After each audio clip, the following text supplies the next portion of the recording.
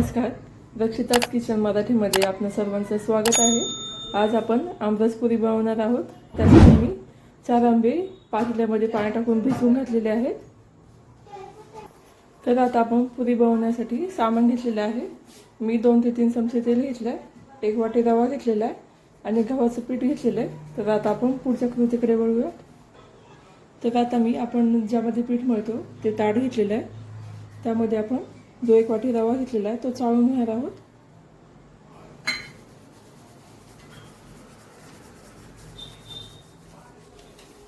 आता आपला हा रवा चाळून झालेला आहे.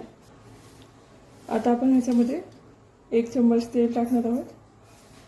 ते आपल्याला पूर्ण मिक्स करून घ्यायचे हाताने.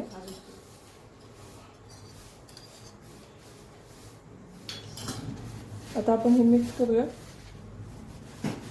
आपल्याला तेल आणि रवा पूर्णपणे मिक्स करून घ्यायचा आहे.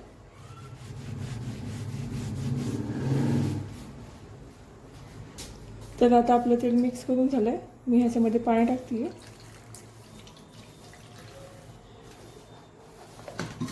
हा आता आपल्याला पाण्यामध्ये भिजत ठेवायचा आहे 4 ते 5 मिनिटं. आता आपले 4 ते 5 मिनिटं झालेले आहेत. त्यामध्ये मी आता गव्हाचं पीठ घेते. ते आपल्याला चाळून घ्यायचं. आता आपलं पीठ चाळून झालेलं आहे. आपण आता ते मळून घेणार आहोत. तर आता आपलं पीठ मळून रेडी आहे. तर आता आपण कणकीचे ह्या साईजचे गोळे घेतलेले आहेत करून आपण ह्याच्या आता पुऱ्या लाटून घेऊया. आता आपण ह्या साईजच्या पुऱ्या लाटून घेतलेल्या आहेत. आज आपण चुलीवरची पुरी करणार आहोत. मी आज चुलीवरची पुऱ्या तळते.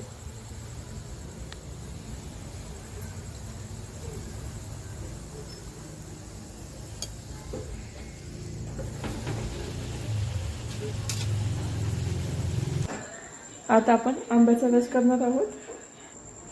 तर मी आंबा घेतला चांगला धुवून. आता मी हे पुढचं धुवून काढून घेतली.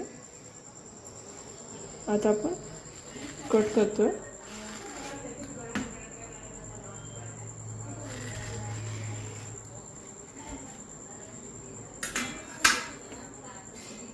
तर तुम्ही पाहू शकता मी सगळे आंबे जसे कट करून घेतलेले. त्यानंतर आपण एक पातेलं घेणार आहोत.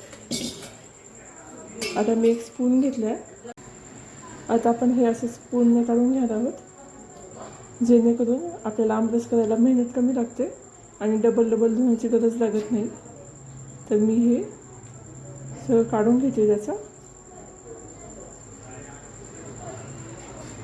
तुम्ही पाहू शकता आपल्या सालाला काहीच राहत नाही. तर मी एक करून हे सगळं स्पूनच्या मदतीने काढून घेते.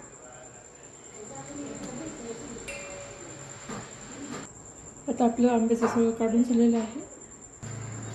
तर आता मी मिक्सरचं भांडं घेतलं.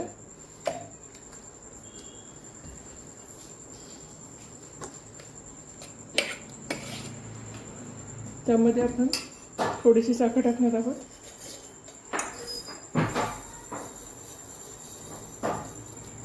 आंबा जर आंबट असेल तर तुम्ही अजून साखर टाकू शकता त्यामध्ये आता आपण थोडंसं दूध टाकून घेणार आहोत. आता मी मिक्सरच्या भांड्यामध्ये 2 विलायच्या टाकते. आता हे आपल्याला ग्राइंड करून घ्यायचं.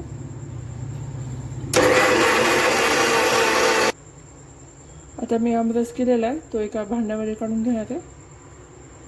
तर तुम्हाला आमरस पुरीची रेसिपी कशी वाटली हे मला कमेंट बॉक्समध्ये नक्की सांगा. व्हिडिओला लाईक आणि चॅनलला सबस्क्राईब करायला विसरू नका. थँक्यू.